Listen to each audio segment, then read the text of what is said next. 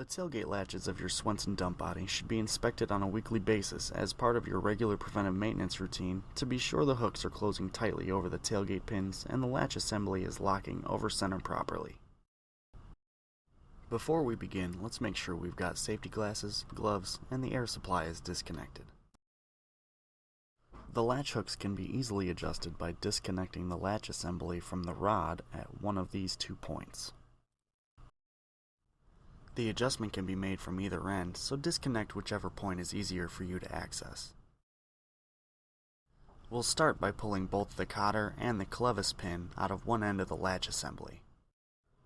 There are 2 parts working together to form this portion of the interior assembly, that is, the threaded rod and the yoke. This assembly can be turned clockwise to tighten or counterclockwise to loosen the overall adjustment of the latch assembly.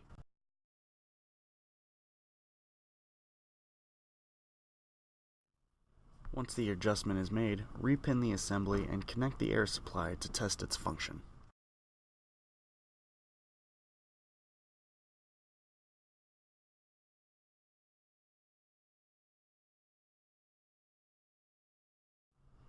Repeat these steps on the other side to make sure both hooks are working in unison. Now let's take a look at where we're locking in our over-center position. The center line of the linkage assembly should close over the center line of the latch rod and lock tightly against its bottom edge. Remember to disconnect the air supply before making any adjustments to this assembly. To adjust the latch's over-center position, we need to disconnect the air cylinder from the latch rod at this point.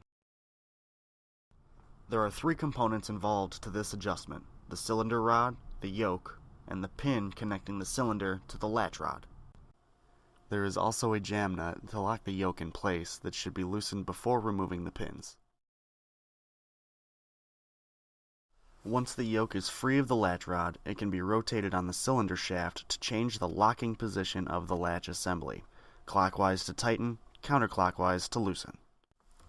Now repin the yoke and reconnect the air supply to check the adjustments you've made, repeating if necessary.